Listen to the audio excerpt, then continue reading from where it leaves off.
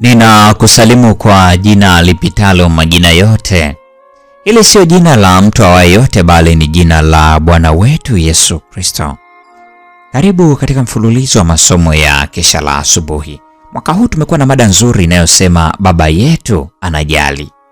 Na leo ni Julai 24. Tuombe.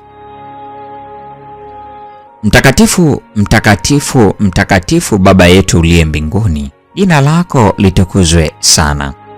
Ufalme wako uje na mapenzi yako yatimizwe hapa duniani kama huko mbinguni. Asubuhi ya leo watoto wako wa kiume na wa kike tumekuja miguuni pako tukiwa ni wagonjwa. Tunakusihi kwa rehema yako, tuponye kuugua kwetu. Ponya magonjwa yetu ya kimwili na yale ya kiroho. Tupatie nguvu mpya. Tusaidie tutembee kwa ujasiri. Tusaidie tutembee kwa imani na tusaidie tutembee tukiakisi tabia yako. Ninakushukuru kwa ajili ya wasaa mzuri uliotupatia. Nasi tutaenda kujifunza mada nzuri siku ya leo. Tunaomba Roho wako Mtakatifu awe pamoja nasi, akatusaidie tuweze kuyapokea haya tujifunzayo, na kwamba yakabadilishe maisha yetu yafanane nawe. Utukuzwe kwa sababu utatembea pamoja nasi, na utukuzwe kwa sababu utakuwa pamoja nasi, na utukuzwe kwa sababu baraka zako zitaambatana nasi leo na hata milele. Jina lako litukuzwe, neema yako yatosha na pendo lako latubidisha kwa pamoja nasi siku ya leo, katika jina la Yesu. Amina. Mada leo inasema maarifa yanahitaji matendo. Ezra sura ile ya 7 aya ya 6 imeandikwa, Ezra alikuwa mwandishi mwepesi katika sheria ya Musa aliyokuwa ameitoa Bwana Mungu wa Israeli.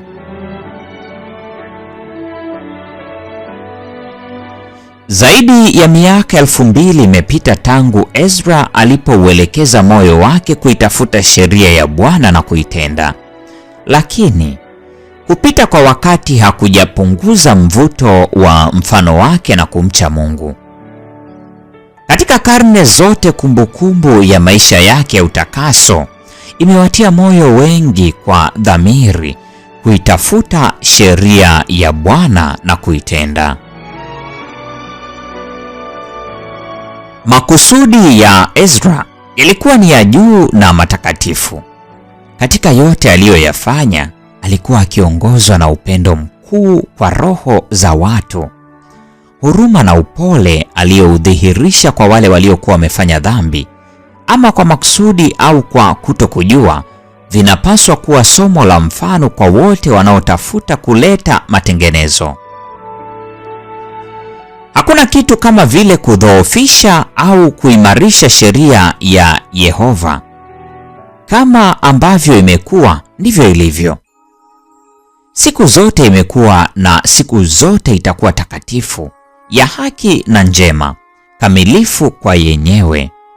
Haiwezi kutenguliwa au kubadilishwa. Kuiheshimu au kuidharau ni maneno tu ya wanadamu.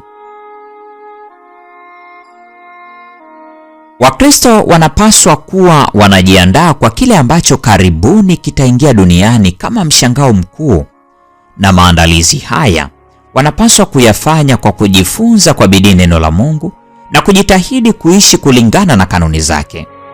Masuala makubwa ya umilele yanadai kutoka kwetu kitu fulani kilicho zaidi ya dini ya kufikirika, dini ya maneno na desturi, ambapo ukweli unawekwa kwenye ua wa nje. Kama watakatifu wa Agano la Kale walitoa ushuhuda angavu kiasi hicho cha uaminifu, je, wale ambao juu yao inang'aa nuru iliyokusanywa kwa karne nyingi hawapaswi kutoa ushuhuda ulio mkuu zaidi kuhusu nguvu ya ukweli? Je, tutaruhusu mfano wa Ezra utufundishe jinsi tunavyopaswa kutumia ujuzi wetu wa maandiko?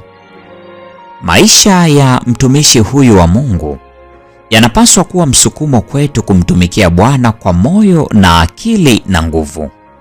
Kila mmoja wetu anayo kazi aliyopangiwa kufanya, na hii inaweza kukamilishwa tu kwa juhudi zilizowekwa wakfu.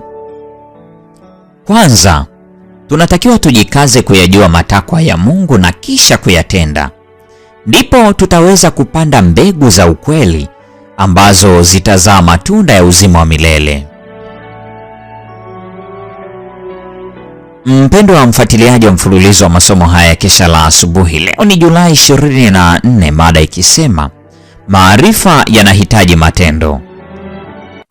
Na huo ndio mwisho wa tafakari ya mada hii siku ya leo. Neema ya Bwana wetu Yesu Kristo, pendo la Mungu na ushirika wa Roho Mtakatifu dumu kuwa nasi sasa na hata milele. Amina.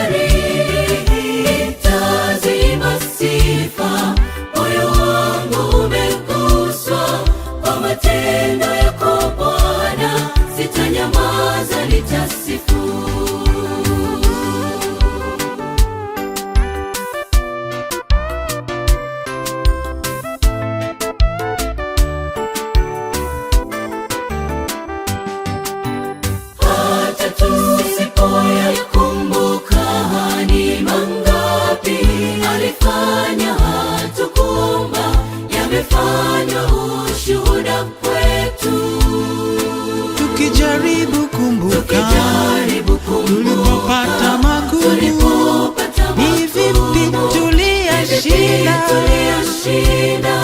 kama si kwa Bwana wetu.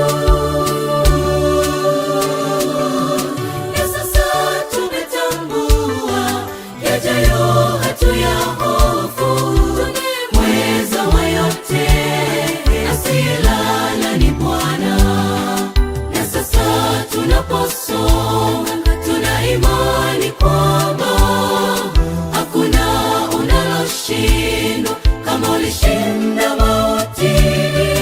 Twima kwa ujasiri, mioyo yetu yaamini, unayo kesho yetu Bwana, watuwazia yalo mema. Na sasa tunaposonga tuna imani kwamba hakuna unaloshindwa kama ulishinda mauti. Twima kwa ujasiri, mioyo yetu yaamini, unayo kesho yetu Bwana.